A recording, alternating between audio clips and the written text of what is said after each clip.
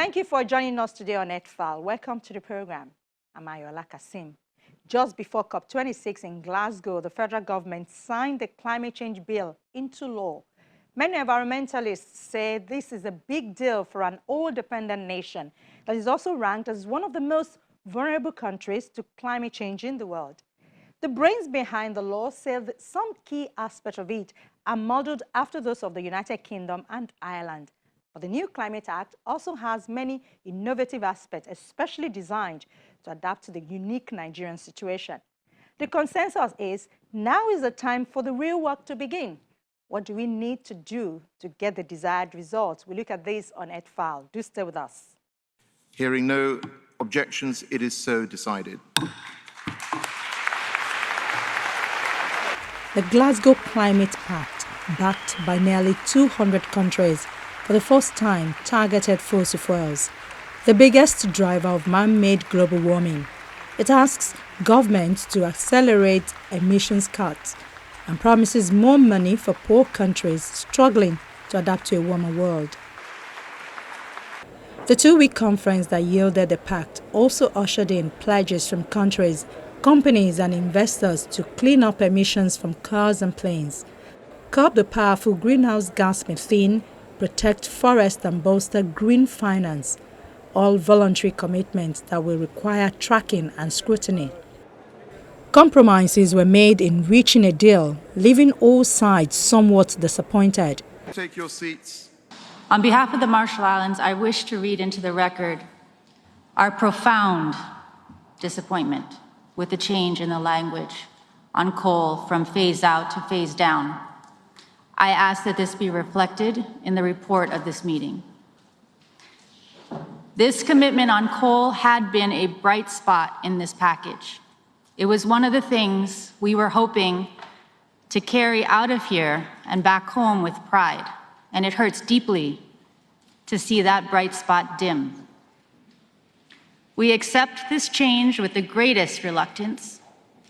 We do so only, and I really want to stress, only, because there are critical elements of this package that people in my country need as a lifeline for their future. May I just say to all delegates, I apologize for the way this process has unfolded, and I'm deeply sorry. I also understand the deep disappointment. But I think, as you have noted, it's also vital that we protect this package.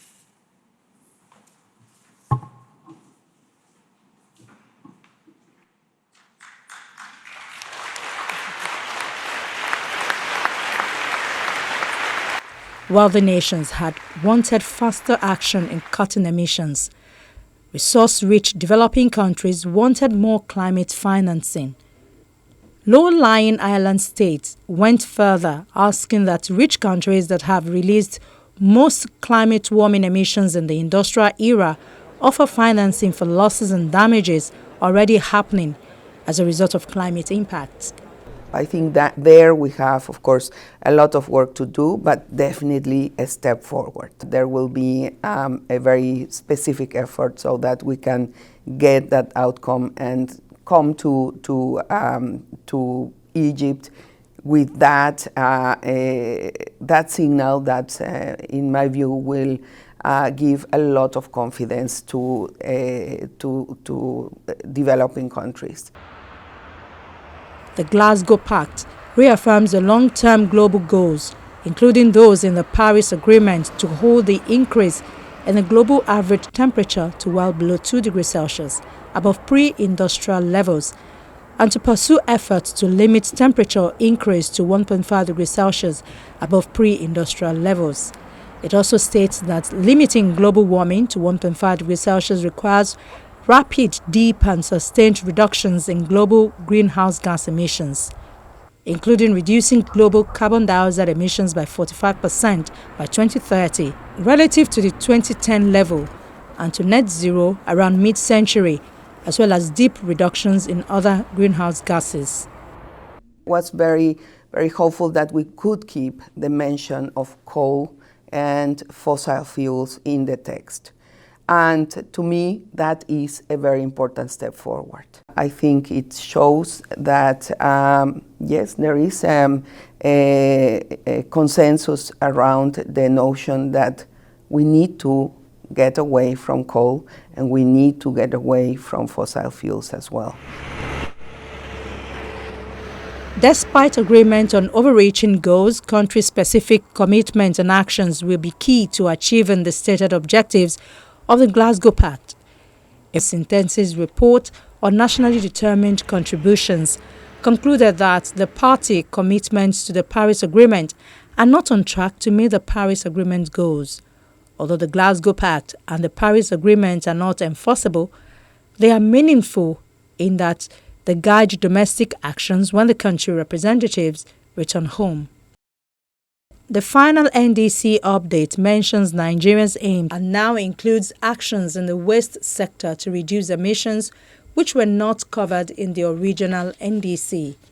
The updated NDC also includes additional enhancement including a green jobs assessment, analysis of nature-based solutions and review of clean cooking solutions. In the World Climate Change Vulnerability Index, Nigeria is classified as one of the 10 most vulnerable countries in the world. This poses a serious threat to poverty eradication and sustainable development in general. This is because our country has a large rural population that lives on climate-sensitive economic and development sectors for the agriculture and fisheries. The cost of not addressing climate change or not adapting to it is very high, and certainly the social consequences are enormous. In this regard, Nigeria has made significant strides in the area of climate change adaptation by developing a national adaptation communication document, which provides a mechanism for Nigeria to report priorities, implementation and support needs, plans and actions. Also, a national adaptation plan framework to help with adaptation planning and governance. The Ministry of Environment says there are 5 priority areas currently being focused on. According to the Minister of State for the Environment, the cleanup of Ogoni land, ensuring the country boosts effort to fight climate change as well as meet the net zero target by 2060 and also to domesticate the global biodiversity strategy are some of the areas the ministry hopes to pursue in order to achieve its set mandate. But to us, the most significant action taken towards playing our role in climate change mitigation and adaptation is the signing of the climate change bill into law by Mr. President in November 2021. The target is not yet enshrined in law. However, the latest version of the Climate Change Act includes a carbon budget with the goal of achieving net zero emissions between 2050 and 2070. This was signed into law in November 2021. Nigeria is in the process of developing a long-term vision to 2050 and has developed an energy transition plan. Also, in collaboration with the Energy Commission of Nigeria, through the support and expertise of the UK government, Nigeria launched the Energy Calculator, which is a tool for generating evidence to support intelligent policy making around energy and climate change. Also, in the same vein, in December 2021, the Federal Ministry of Environment, through the Department of Climate Change, launched the Deep Decarbonization Project with the support of the French Development Agency. This project is a national research and capacity development project for the implementation of a deep decarbonization pathway for Nigeria. Experts say the new Climate Change Act formalizes the pathway for the country's approach to the energy transition, climate change mitigation and adaptation. The legislation, which was initially passed by the Parliament and adopted on Thursday, November 18, by the President, provides the legal instrument for the mainstreaming of climate change actions, harnessing green economy opportunities, and the establishment of a National Council on Climate Change. The Act establishes the Climate Change Fund, which will help Nigeria address issues of adaptation, loss and damage, innovations to reduce greenhouse gas emissions, development of technology for renewable energy, and transition to a green economy. As part of efforts to ensure that the country meets its target of attaining net zero by 2060, the Act provides for the phenomenon of carbon budgeting, which will be set in a 5-yearly cycle with annual targets assigned to private and public entities, with the Council imbued with the powers to monitor and ensure that set budgets and targets are met as at when due. We want to see genuine efforts. Addressing the Scottish Parliament on the ongoing momentum for a national climate change law, Honourable Samuel Onugbo said ensuring a just transition is necessary in order not to leave anyone behind. Purely, Nigeria's economy is fossil fuel based. And that's why when we are discussing about how to arrive at net zero, what approaches are you adopting, then you have to factor that in and juxtapose it against the realities of the time and know exactly how you are going to execute this to be able to arrive there without necessarily totally disrupting everything or at the end of the day creating poverty and hunger or even crisis. For us in Nigeria, we are ready, and we have done that, to show that we want to transit to net zero. But like I said, we are doing it in a cautious way. January 2021, it was discovered that the gas reserves in Nigeria is about 206.53 trillion cubic feet. And that's huge. If you add that to oil, you know we have a lot underground. So in our transition to net zero, we have to really bear in mind that gas will serve as a fuel bridge for us to transit, because we know it is also harmful, but not exactly the way we are seeing direct fuel. So this is part of what we are taking along as we are going. But in doing that bill, we factored in the issues of how we have enhanced our NDCs, because we worked on that and submitted it to the UNCCC in June of this year. And we did that taking into account some of the positive changes that have occurred. When we did the NDCs between 2015 and submitted it, I think 2017, we set the unconditional standard of 20%, and then the other one voluntary, which is going to be dependent on the resources that we get, which is a part of the 100 billion that we're expecting. And that one was going to be 45%. But between then and now, we have increased that to 47%. And we have also identified, instead of 3 pollutants, we've been able to identify 11. Now, the other question is, what have we been able to do to help us move or transit to net zero? What is the content of our laws? What have we captured? What other laws are helping us to be able to put these things together? For instance, the Supreme Court of Nigeria in 2009 passed, gave a landmark verdict that on the issue of pollution, you don't have to have local standing before you go to court, which now emboldens environmentalists to be able to challenge either a company or an individual that is not acting properly.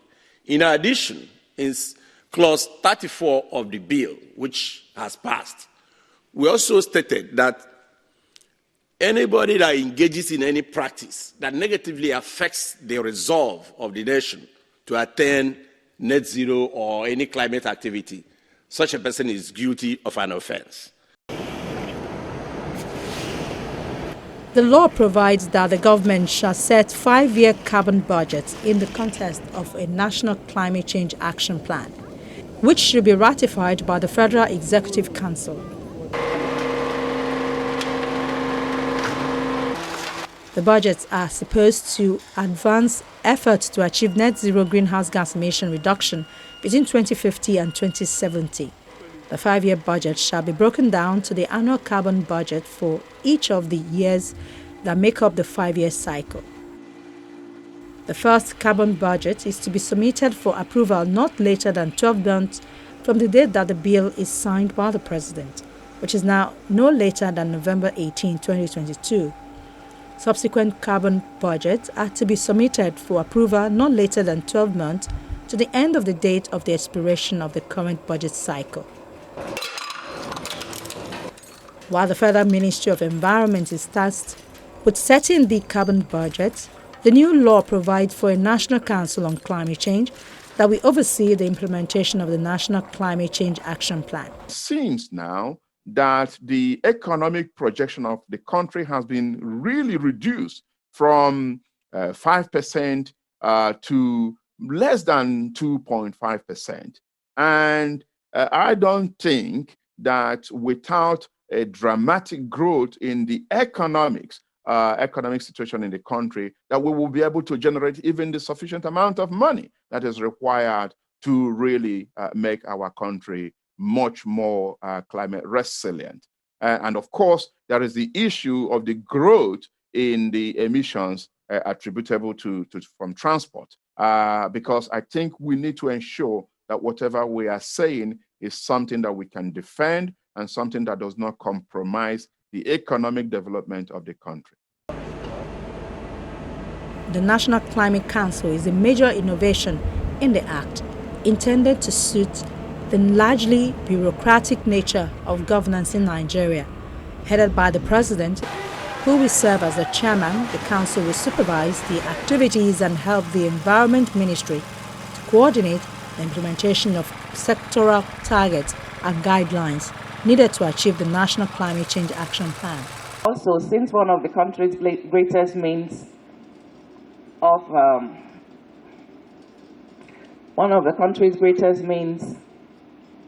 balancing emission is the provision of carbon sinks and biodiversity preservation.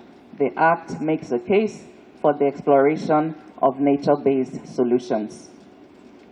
Among these solutions is the establishment of the UN-backed Reducing Emissions from Deforestation and Forest Degradation Registry, the REDD+. The REDD+ program is currently being run under the Department of Forestry.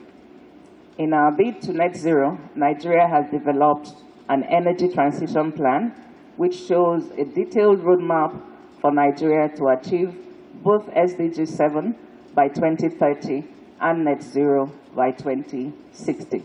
This roadmap highlights the scale of the efforts required for a developing nation such as ours to achieve net zero, including the scale of financing, renewables to be deployed, and the importance of transition fuels such as gas.